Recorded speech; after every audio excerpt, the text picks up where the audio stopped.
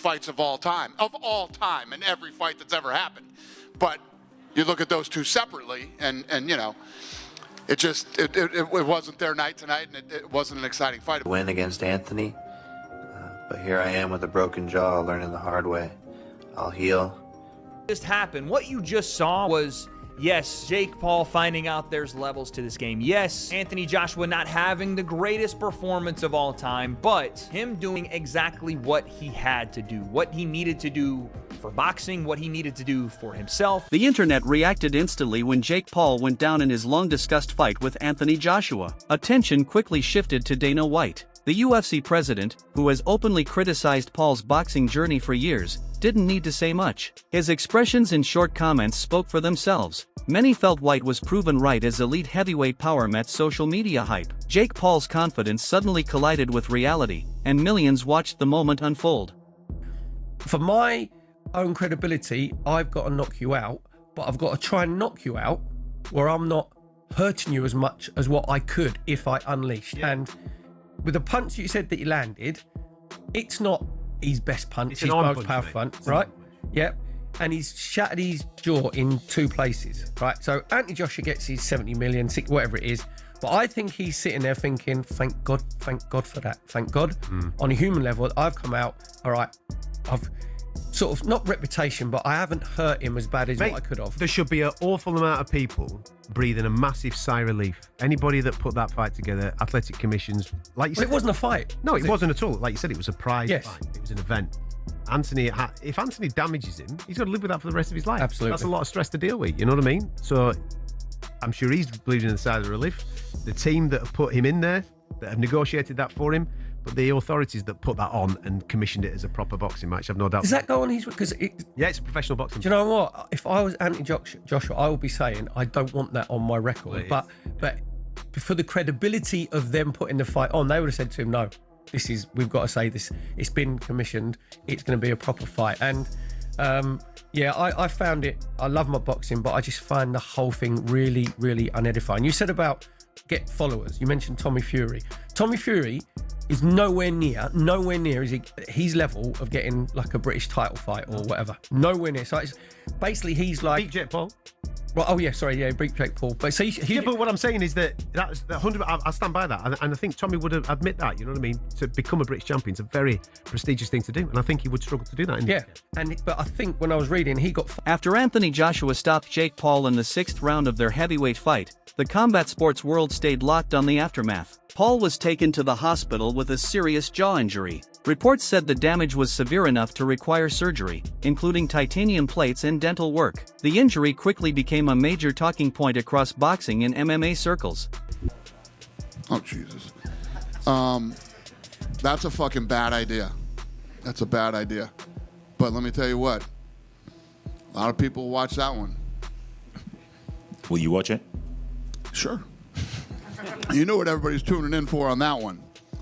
I think everybody's going to... Medical scans later showed that Jake Paul's jaw was broken in 2 places, commonly referred to as a double fracture. After the fight, Paul went to the hospital where doctors confirmed the injury. His recovery was expected to take several weeks. Paul later shared images of the scans on social media, confirmed the damage, and thanked fans for their support. Dana White had previously called the fight a bad idea, saying Paul was not ready for a former heavyweight champion. Many saw the knockout as proof of that view. White even joked that part of the fight's appeal was fans expecting Paul to eventually get stopped. Oh man, great performance by Jake, brother. Bro, he's a fucking legend for that. He has such big balls getting in the ring with that guy, dude. Josh was a monster. He stayed in it the whole time, and I'm really proud of Jake, dude. All my respect to him, bro. Whatever outcome. I mean, dude, he went 6.5 rounds with Anthony Joshua, one of the best in the world. So I got nothing but respect. And got up like 2 times. No, it was sick. Talk about that. I mean, there's been other heavyweights that have felt that right hand who haven't got up. Nagano, so many people, bro. The overhand right. Jake's got a tough chin, dude. I think he does whatever he wants after this. He just has such big balls, dude. He had to keep moving. That was the only strategy. People are gonna say he ran around the ring. They don't know. They don't understand fucking boxing. He showed a ton of heart, right? What's next for Jake Paul? Some analysts have compared the build-up and outcome to a cartoon-style storyline, saying the result was predictable from the start. According to boxing insiders, Jake Paul spent months playing the loud and provocative role, while Anthony Joshua stayed quiet and focused. When the fight began, the tone changed quickly. Joshua's power, timing, and experience took over, leading to a knockout that surprised casual viewers but not seasoned observers. News that broke out, and it's someone that you've always shown respect to, and I've asked you these questions before about Jake Paul. We had a surprise announcement just the other day about him and Anthony Joshua. What was your reaction when you saw that announcement? It shocked a lot of people in boxing. What did you make of that? Or what do you make Jake of that? hasn't made too many mistakes so far. So it got my attention. It got Teddy's attention. He's been growing. He's been growing in the ring. He's been growing outside the ring. He's been growing in confidence. I think that in the Canelo situation, that didn't happen. He was ready to do that. I think if anything else, if nothing else, he's showing you that he truly is believing in himself. And that, he's been a work in progress. He still is. And he's showing you, he's putting his money where his mouth is. Everyone's calling for him to do this, to do that. And, he's always had the advantage with guys that weren't real fighters. They were fighters, they were older fighters, they were MMA fighters, they were this, they were that. They were smaller, they were older. Now he's taking a guy that's bigger, older, but bigger. A real, can't debate if he's a fighter. Two-time heavyweight champ. Coming off, but he's a smart son of a gun. He's a gutsy son of a... I always stood up for him because everyone was saying he was hurting the sport. He wasn't hurting the sport. In some ways, he was bringing interest in a different way to the sport. But Trainer Teddy Atlas surprised many by outlining a possible way Jake Paul could have caused problems for Anthony Joshua. Atlas explained that styles matter in boxing. He suggested Paul's best chance was to use movement, footwork, and patience to disrupt Joshua's rhythm.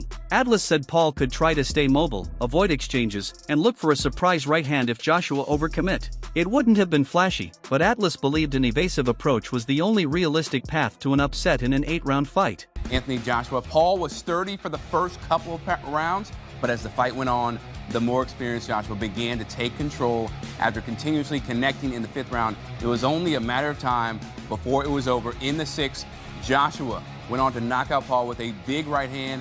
Joshua improved his career record to 29-4 now. Paul loses for the 2nd time in his career to go along with 12. The fight, promoted as Judgment Day, was scheduled for 8 3-minute rounds at heavyweight. Anthony Joshua entered as the clear favorite due to his experience, size, and height advantage at 6 feet 6 inches. Jake Paul weighed around 216 pounds compared to Joshua's 243. After cautious early rounds, Joshua began to take control. He dropped Paul multiple times in the 5th round and finished the fight early in the 6th with a powerful right hand that forced the referee to stop the bout.